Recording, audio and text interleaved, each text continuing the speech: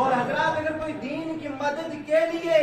اپنا قدم بڑھاتا ہے، وہ اگر میدان میں بھی نکل جاتا ہے تو پھر اللہ رب العزت ایسی مدد کرتا ہے کہ ان کے قدموں کو دنیا کی کوئی بھی طاقت نہیں ہلا سکتی ہے۔ بے شک سبحان اللہ۔ تو حضرات وَلَقَدْ نَصَرَكُمُ اللَّهُ بِبَدْرٍ وَأَنْتُمْ أَذِلَّةٌ، بے شک اللہ رب العزت نے تمہاری بدر میں مدد فرمائی جب تم بالکل بے سر و سامان تھے۔ اور حضرات دیکھیے پھر عاشقین جو مصطفیٰ ہوتے ہیں، جو حضور کے غلام ہوتے ہیں، ان کا نظریہ کیا ہوتا ہے کہ یا رسول اللہ تیرے قدموں پہ سر ہو، سبحان اللہ، تیرے قدموں پہ سر ہو اور تار زندگی ٹوٹے، حضور کے قدموں پہ سر ہو اور زندگی ہماری ختم ہو جائے، ہماری روح نکل جائے تو پھر ہوتا کیا ہے؟ تیرے قدموں پہ سر ہو اور تار زندگی ٹوٹے، یہی انجام الفت ہے، یہی مرنے کا حاصل ہے، یہی انجام الفت ہے، یہی مرنے کا حاصل ہے۔ اور پھر حضرات دیکھیے سید اعلیٰ حضرت رضی اللہ تبارک و تعالی عنہ نے اب میدان بدر کے اندر اپنی جانوں کو نثار کرنے کے لیے صحابہ نکل گئے، وہ اپنی گردنوں کو کٹانے کے لیے، اپنی جانوں کو قربان کرنے کے لیے حضور کے نام پر، حضور کے حکم پر نکل گئے، سبحان اللہ۔ تو حضرات دیکھیے اور جو عاشقین مصطفیٰ ہیں، جو حضور کے نام پر جانوں کو قربان کرنے والے ہوتے ہیں، ان کا مزاج کیا ہوتا ہے؟ تو سید اعلیٰ حضرت فرماتے ہیں حسن یوسف پہ کٹی مصر میں انگشت زنا، سبحان اللہ۔ دیکھیے کہ مصر کے اندر حسن یوسف کو دیکھ کر عورتوں نے انگلیاں کاٹی نہیں تھی بلکہ کٹ گئی تھی، اختیار میں نہیں تھا، وہ کٹ گئی حسن یوسف کے آگے۔ لیکن حضور کے غلاموں کا عالم کیا ہے کہ حسن یوسف پہ مصر میں انگشت زنا کٹ گئی، حسن یوسف پہ مصر میں انگشت زنا کٹ گئی۔ اور یا رسول اللہ، یا رسول اللہ، مردان عرب تیرے نام پر سر کٹاتے ہیں، سبحان اللہ، اور حضور کے نام پر غلام سر کٹاتے ہیں، یہ اختیار میں ہے، کٹ جانا یہ اختیار میں نہیں ہے۔ تو سید اعلیٰ حضرت نے فرمایا کہ تیرے ناموں پر یا رسول اللہ مردان عرب سروں کو نچھاور کرتے ہیں۔ حضور کے غلاموں کا یہ عالم ہوتا ہے کہ جو اختیار میں ہو وہ قربان کرتے ہیں، گردوں کو کٹاتے ہیں، کٹتی نہیں ہے بلکہ کٹاتے ہیں، سبحان اللہ۔ اور حضرات دیکھیے اس کا پس منظر کہ میدان بدر کے اندر جو واقعہ پیش آیا، اب بدر یہ ایک کنواں کا نام ہے جو مدینہ طیبہ سے تقریباً 80 میل کے فاصلہ پر واقع ہے، اور یہ بہت بڑا مشہور کنواں تھا۔ اسی کی وجہ سے اس کنویں کے اطراف جتنے بھی دیہات گاؤں ہیں ان کو بھی بدر کہا جاتا ہے، اور وہ دیہات وہ گاؤں آج بھی موجود ہے، اور جہاں یہ غزوہ بدر ہوا تھا وہ میدان آج بھی موجود ہے۔ اور حضرات مدینہ طیبہ سے مکہ مکرمہ جاتے ہوئے، مکہ مکرمہ سے مدینہ طیبہ آتے ہوئے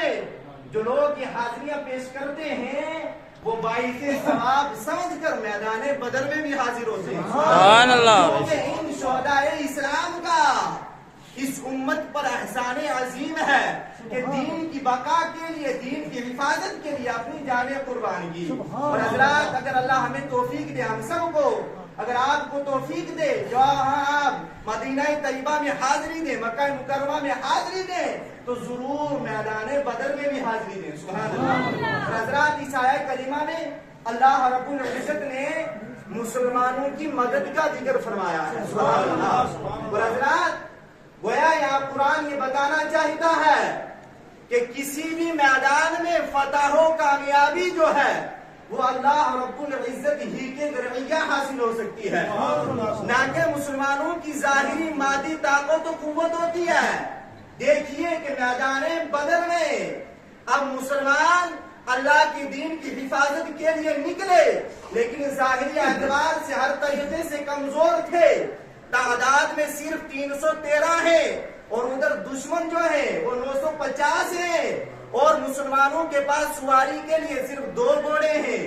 70 اونٹیں ہیں، 6 زرہ ہیں، 8 تلواریں ہیں۔ لیکن حضرات دشمنوں کے پاس سواری کے لیے 100 گھوڑے بھی موجود ہیں، 700 اونٹیں بھی ہیں، باکثرت زرہ بھی ہے، اور ہتھیار بھی موجود ہیں، کھانے کا انتظام جو ہے وہ پورا معقول انتظام ہے۔ لیکن اللہ رب العزت نے بدر میں مسلمانوں پر یہ کرم فرمایا کہ مسلمانوں کو فتح و نصرت عطا فرمائی، اور قیامت تک کے آنے والے مسلمانوں کو بتا دیا کہ کسی بھی میدان میں کامیابی جو آپ کو ملے گی وہ اللہ رب العزت کی فتح و نصرت سے ملے گی۔ بے شک سبحان اللہ۔ میدان بدر کا جو پس منظر ہے اس کی جو یاد ہے وہ آج ہمیں پھر جھنجھوڑ کر ہمارے ضمیروں کو یہ کہتی ہے کہ اٹھیے دین کی بقا کے لیے، دین کی حفاظت کے لیے۔ آج آپ کے لیے یہاں سے کوئی اعلان ہوتا ہے تو نہیں، آپ کی جان کی قربانیاں، آپ کو سر قربان کرنے کے لیے اعلان نہیں ہوا، لیکن آج جو آپ سے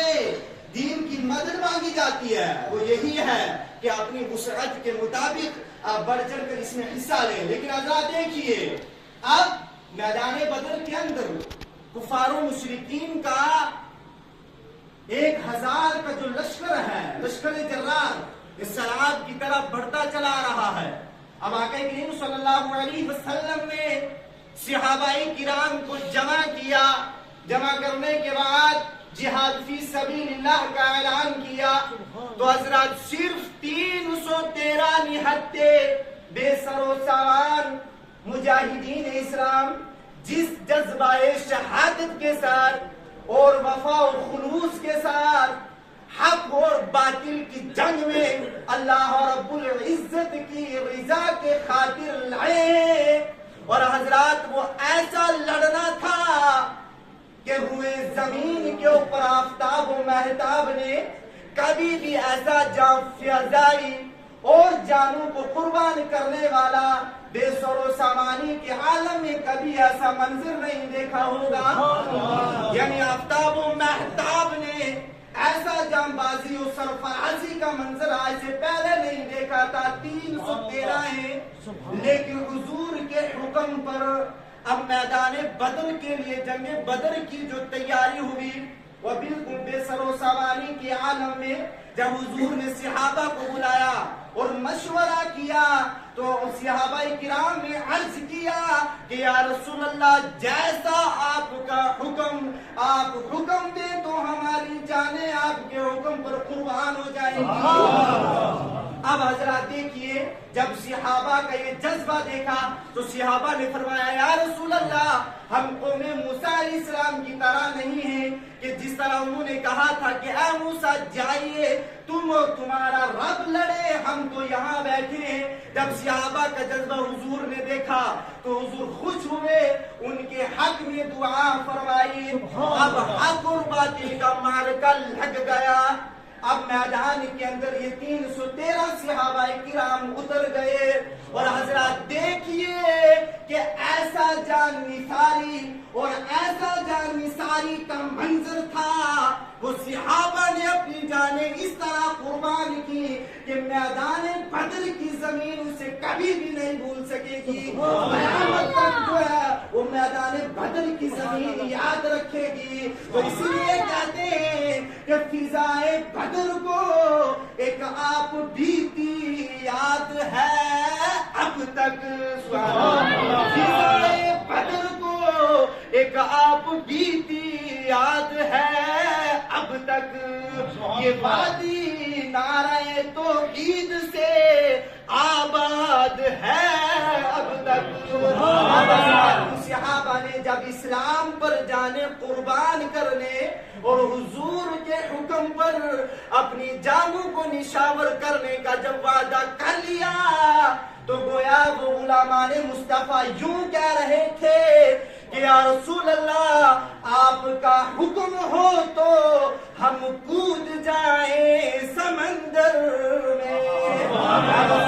آپ کا حکم ہو تو ہم کود جائیں سمندر میں، جہاں کو غرق کر دے نعرہ اللہ اکبر، یا رسول اللہ ہمارا جینا مرنا آپ کے احکام پر ہوگا، ہمارا جینا مرنا آپ کے احکام پر ہوگا، کسی بھی میدان میں ہو خاتمہ اسلام پر ہوگا۔